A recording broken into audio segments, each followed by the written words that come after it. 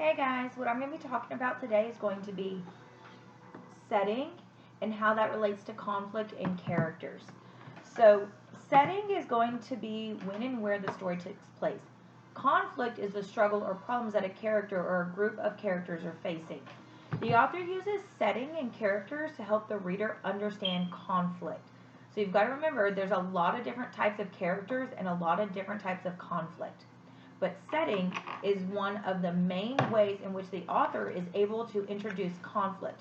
The author intentionally places characters in places and times to ensure that a conflict will occur. So if you have a main character who is in a time of war, you already have struggles that are being presented as in like war.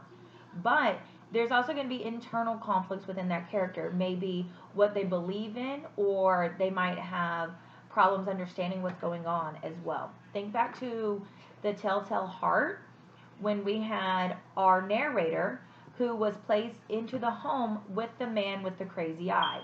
If he wouldn't have been there, then he never would have experienced that conflict, that internal conflict of thinking that he wasn't crazy.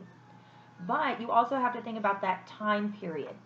That story was set many years ago, like 100 and something years ago.